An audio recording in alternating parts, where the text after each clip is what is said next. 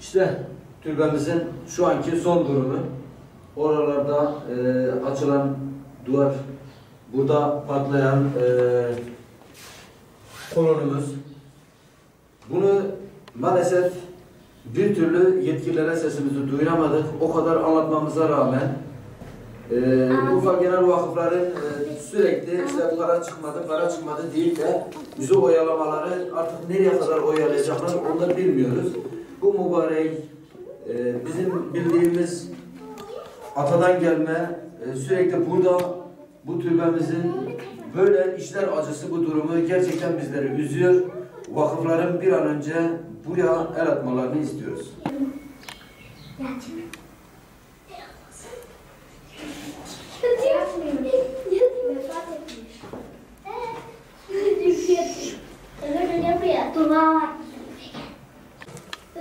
Şuralara bak. Abi öpüyorum. Minarenin yapılmasını, mahallenin...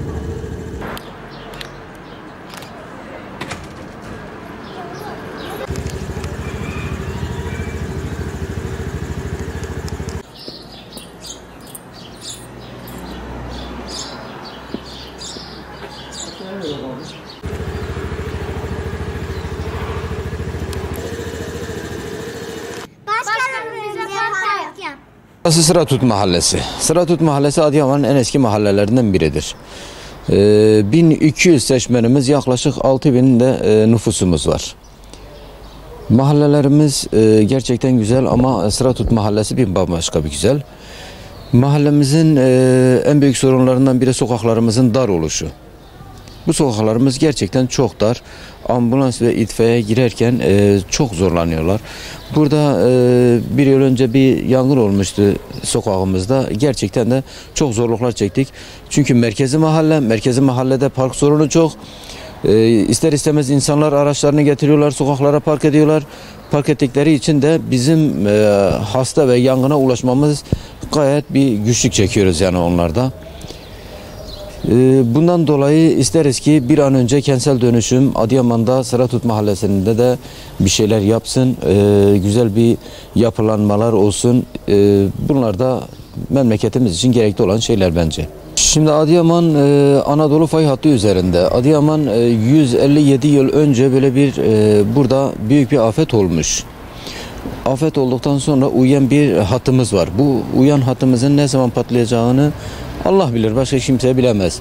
Ama bu fay hattı patlarsa biz burada çok büyük zararlar göreceğimiz söz konusu. Bundan dolayı bir an önce kentsel dönüşümden yıkılması gereken yerlerin yıkılması ve tedbirlerin alınması şart. Burada 4 yıl önce olan bir Samsat depreminde minaremiz yıkıldı. Arkada bir İzol Baba türbemiz var. Türbemizin duvarları çatladı. Bayağı bir yarıklar oluştu.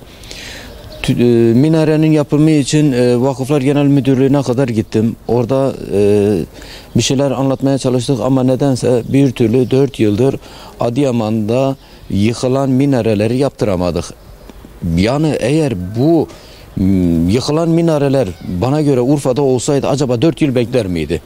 Sayın vekiller, 5 tane milletvekilisiniz. Bakın yani artık şöyle bir başınızı kaldırın ve Adıyaman'da da bir şeyler yapılması gerektiğine inanın.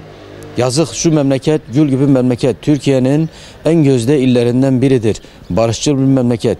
Hiç kimseyle sorunu olmayan bir memleket. Biz isteriz ki vekillerimiz de bu gibi sorunlarımıza değinsinler. Bir an önce bunların çözümüne kavuştursunlar. Evet. Yani şimdi bizim mahalleye bakarsanız yeterli ama çevre mahalleleri hepsini bağladılar buraya. Gerçekten artık burası olmuyor. Kaldırmıyor, yani okul kaldırmıyor. Bu okulda Adıyaman'ın en üst bürokratları, milletvekilleri, belediye başkanları yetişmiş. Ne kadar bürokrat ve üst düzey yetkililer varsa hepsi Cumhuriyet İlkokulu'nda yetişmişler. Bence buraya biraz daha önem verip biraz daha güzelleştirmeleri lazım. Kentsel dönüşümün faydalarını ne zaman görürüz? Malum Adıyaman deprem kuşağında. bir an önce ivedilikle tüm yetkililerin olarak, bireysel olarak, bizlerin olarak, mahalleler olarak acilen kentsel dönüşümün hayata geçirilmesi. Hayata geçirilmesi sırasında önceliklerden biri de Sıratut Mahallesi.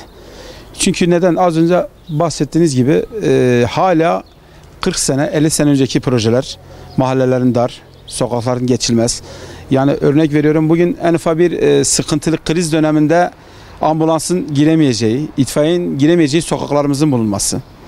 Bir an önce ivedilikle bunların hayata geçirip modern çağın gereksinimleri kapsamında kentsel dönüşümün acilen ihtiyacının olduğu sokaklarımız ve mahallelerimizden bir tanesi.